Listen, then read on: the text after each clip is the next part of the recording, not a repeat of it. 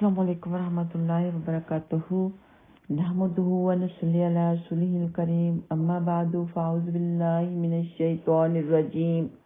بسم اللہ الرحمن الرحیم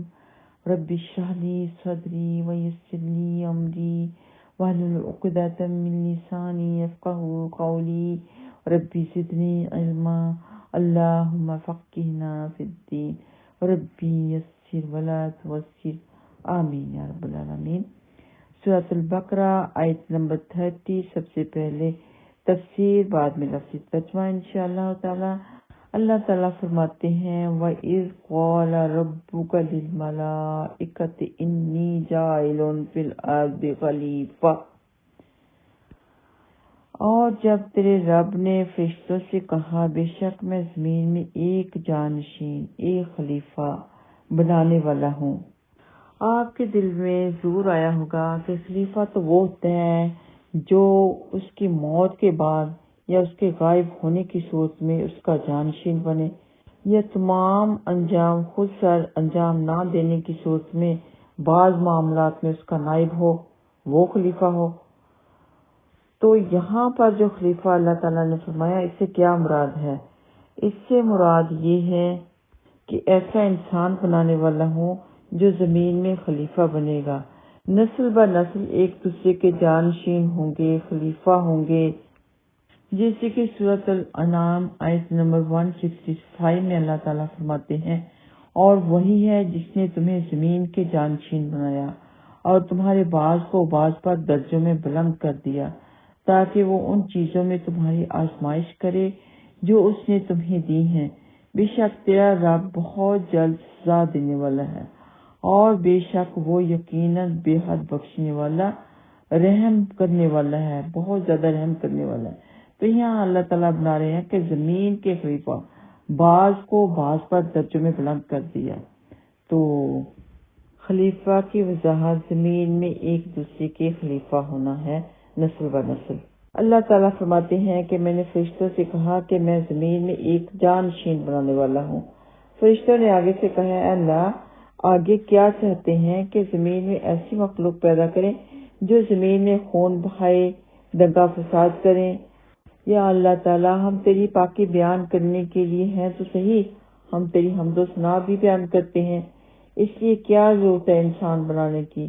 اللہ تعالیٰ نے فرشتوں سے کہا انی اعلم ما لا تعلمون، میں وہ چیزیں جانتا ہوں جو تم نہیں جانتے۔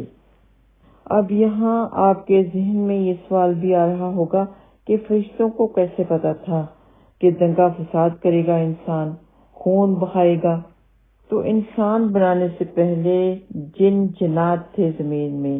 جو ابلیس تھا وہ تو جنت میں رہتا تھا، فرشتوں کے ساتھ رہتا تھا، لیکن باقی جن و جنات زمین میں تھے، وہ دنگا فساد کرتے تھے، خون بہاتے تھے، ایک دوسرے کے دشمن تھے۔ تو انہی کو لے کے فرشتوں نے کہا کہ اللہ تعالیٰ کیا ضرورت ہے اور مخلوق بنانے کی، وہ بھی ایسا ہی کریں گے۔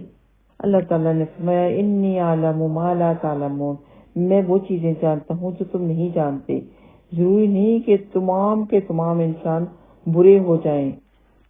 بہت سے لوگ ایسے ہوں گے جو میری ہی عبادت کریں گے، جو میرے بندے ہوں گے، جو دن رات ذکر و اذکار کریں گے، نیکی کے کام کریں گے، نمازیں پڑھیں گے، جو یاد رکھیں گے۔ پھر اس کے بعد اللہ رب العزت نے انسان کو تمام چیزوں کے نام سکھائے اور فرشتوں سے کہا مجھے ان چیزوں کے نام بتاؤ، فرشتے نہیں بتا سکے۔ پھر اللہ تعالیٰ نے حضرت آدم علیہ السلام سے کہا کہ اے آدم آپ ان چیزوں کے نام بتائیے۔ حضرت آدم علیہ السلام نے تمام نام بتا دیے، یعنی جتنے کے جتنے حضرت آدم علیہ السلام کی پشت سے عالم ارواح کو نکالا تھا ان سب کے نام حضرت آدم علیہ السلام نے بتا دیے۔ اتنا وسیع علم دیا ان کو۔ سب سے زیادہ تیز یادداشت انسان کی ہوتی ہے، اسے اشرف المخلوقات کہا گیا ہے۔ تو جب حضرت آدم علیہ السلام نے تمام نام بتا دیے، پھر اللہ تعالیٰ کی ذات نے کہا کہ کیا میں نے تمہیں یہ بات نہیں کہی تھی کہ میں جانتا ہوں زمین اور آسمان کے غیب کو، اور میں وہ کچھ بھی جانتا ہوں جو تم نہیں جانتے۔ جو تم ظاہر کرتے ہو اور جو کچھ تم چھپاتے ہو سب کچھ میں جانتا ہوں۔ جب فرشتوں سے نام پوچھے گئے، فرشتوں نے نام نہ بتائے تو فرشتوں نے آگے سے عذر پیش کیا کہ اللہ تعالیٰ ہمارے پاس تو وہی علم ہے جو تو نے ہمیں دیا۔ صحیح بخاری کی حدیث ہے کہ رسول اللہ صلی اللہ علیہ وسلم نے فرمایا، قیامت کے دن مومن جمع ہو کر کہیں گے کہ اگر ہم اللہ تعالیٰ کے سامنے کسی کی سفارش کروائیں تو ہمیں نجات مل سکتی ہے۔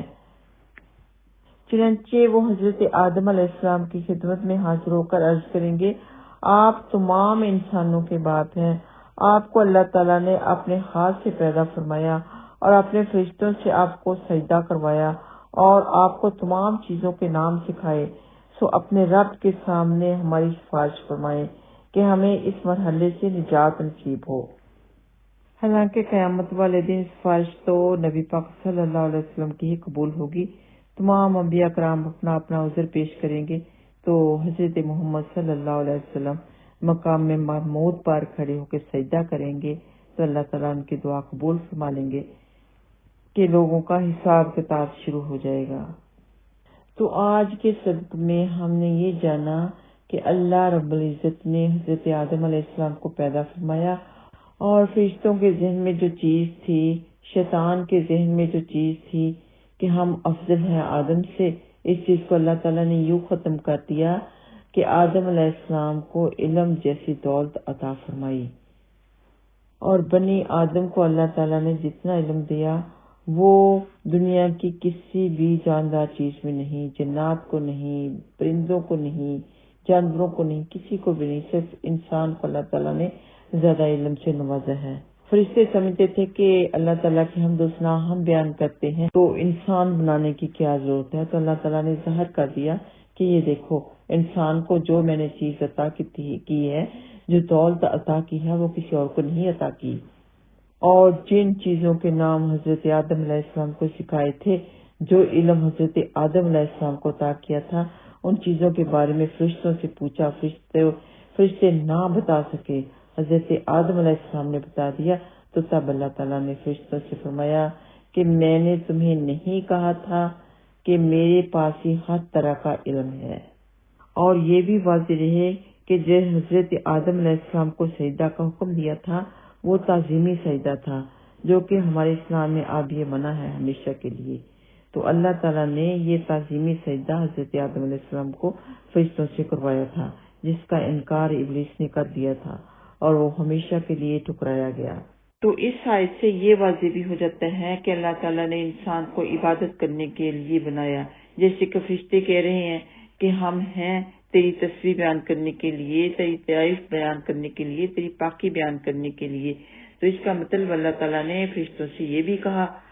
کہ انسان کو اپنی عبادت کرنے کے لیے بنانے والا ہوں، تو اپنے ہر لمحے میں، ہر کام میں، ہر عمل میں یہ لے کے آئیں کہ اللہ تعالیٰ کی رضا کس میں ہے۔ اگر اس میں اللہ تعالیٰ کی رضا ہے تو میں یہ کام کروں گی، اگر اللہ تعالیٰ کی ناراضگی ہے تو میں اس سے رک جاؤں گی۔ تو یہی مطلب ہے عبادت کرنا۔ تو آئیے آتے ہیں لفظی ترجمے کی طرف۔ اور از جب قال کہا ربک تیرے رب نے